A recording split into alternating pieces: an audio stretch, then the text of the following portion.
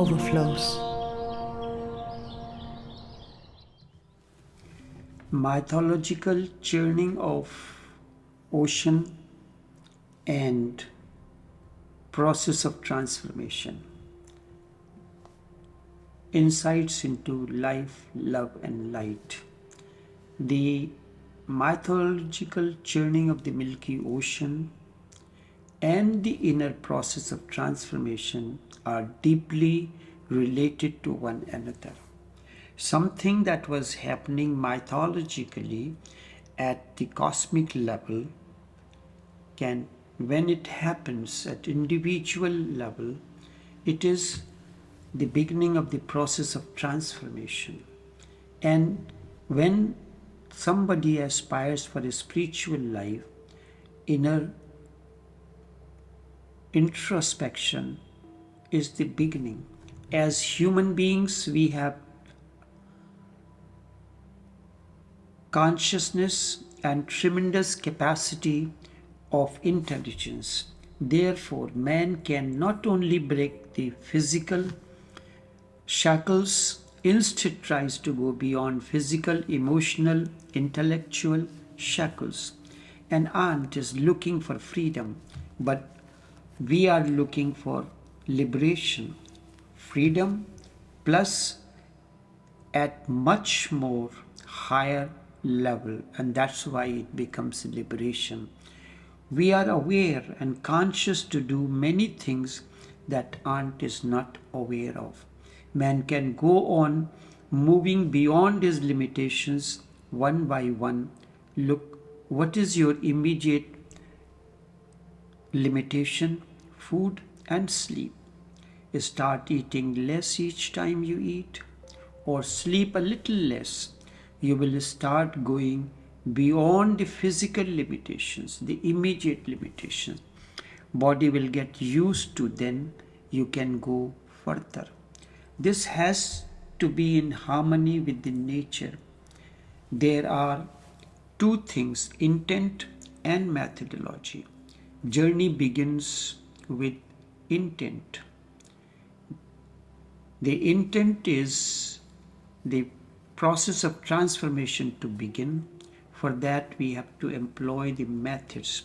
Therefore, the significance of mythological process of churning of the Milky Ocean increases manifold as far as human transformation is concerned. Let me explain the deep relationship between mythological happening and the process of transformation. The human body is composed of 72% water. Water has many things deep within, but it needs to be churned, as happened in case of the mythological churning of the ocean. There is a constant fight going on in the cosmos between demons and gods.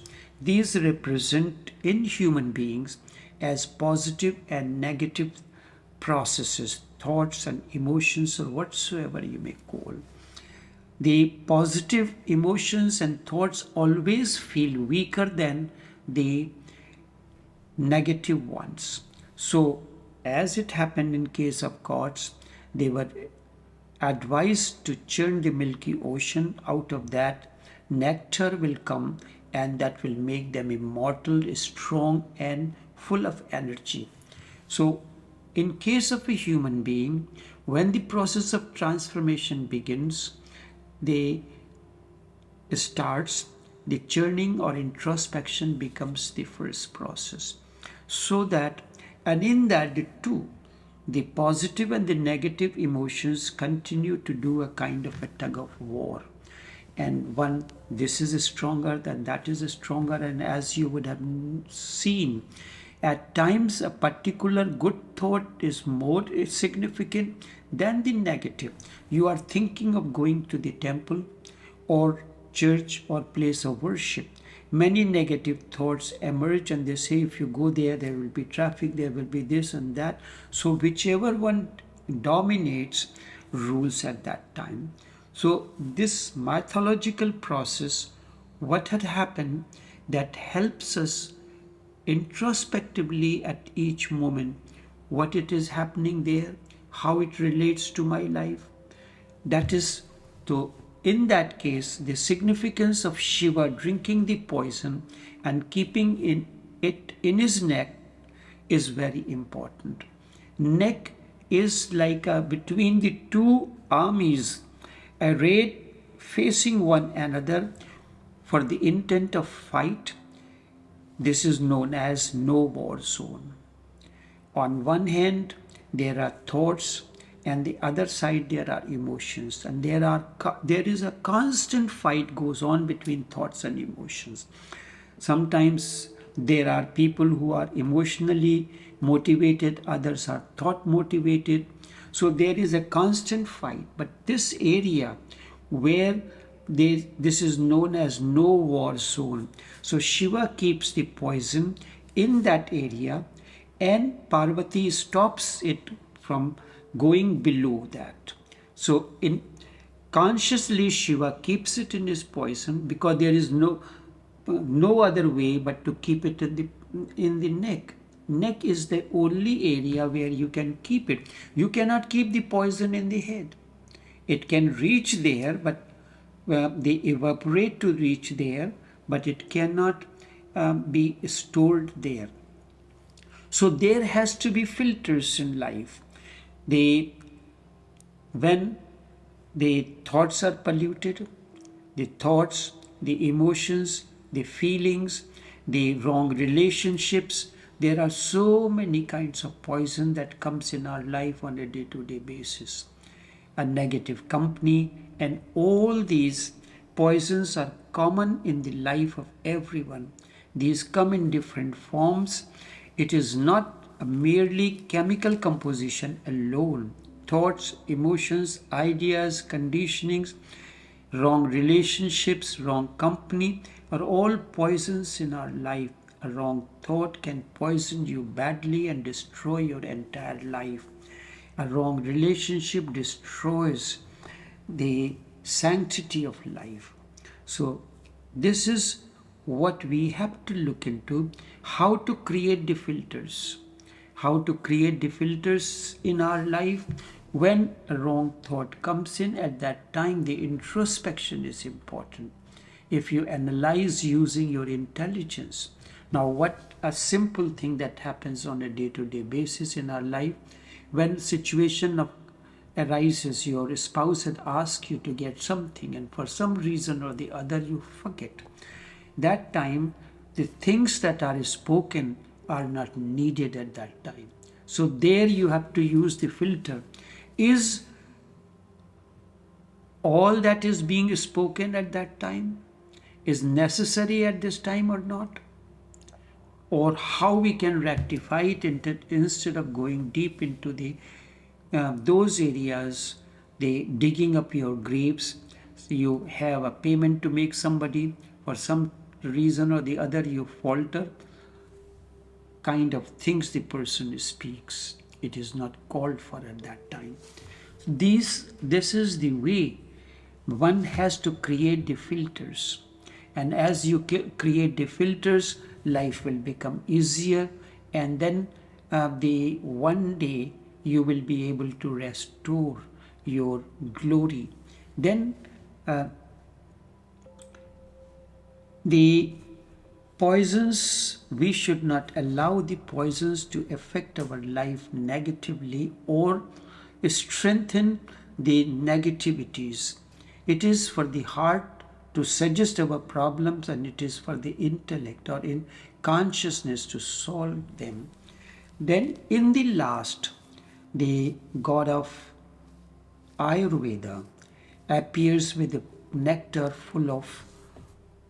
pot full of nectar. Dhanvantri is the god or the rishi behind the science of Ayurveda. Ayur comes from the word Ayu, and Veda means known, that which is known. All that is known about Ayu means health, all that relates to the body, emotions, and all these things is related to that. And it is significant why a medical doctor appears with the pot full of nectar. Nectar does not mean any kind of a substance, it means a life elixir. So, what you have to find, then there became a scuffle, a struggle which continued for 12 days between gods and demons. Sometimes they grabbed the pot and ran away, other times the demons, and this fight continued. And because of that, the nectar fell at 4 places. And those places came to be known as, and it fell in the waters there. So these are known as holy places where the celebration of Kumbh takes place every 6 years, 12 years, and 144 years. So these are Haridwar. Hari means God, and Dwar means door.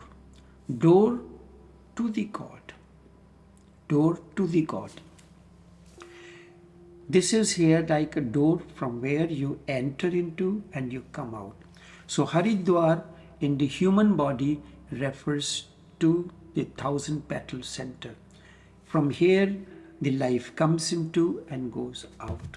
The second was Prayagraj, and this is your thought process.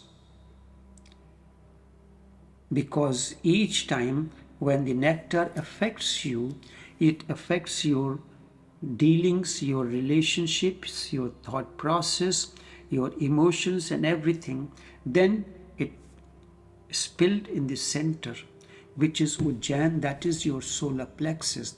Solar plexus is the source of energy which generates, is conserves and distributes throughout the body.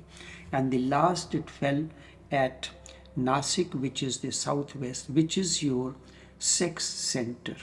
So all these are very important, how you balance between sex, your energy, your emotions, your thought process.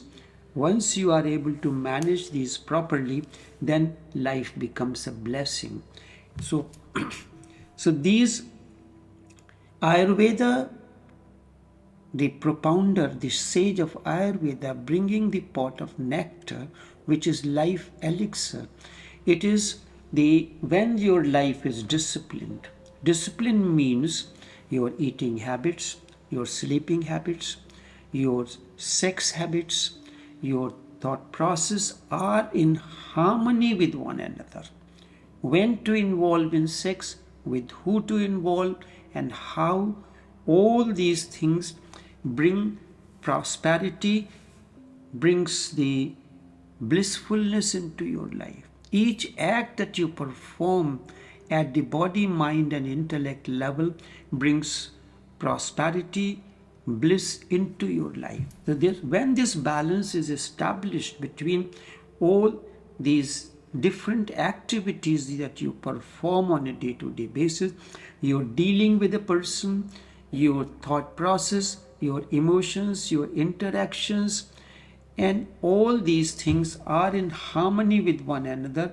So partly all these things come put together makes your life a blessing, and that's where the elixir of life comes in.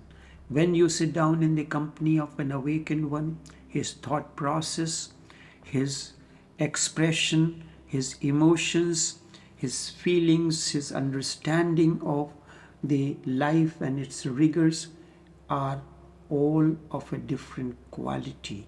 They are overflowing the elixir of life, the prosperity. That's why in the company of that person, when you sit down or you are in communion, your life begins to change. This is how we can look into the mythological event, which has nothing to do with any religion or anything. It has to be related. It is related with the human process of transformation. Enough for now.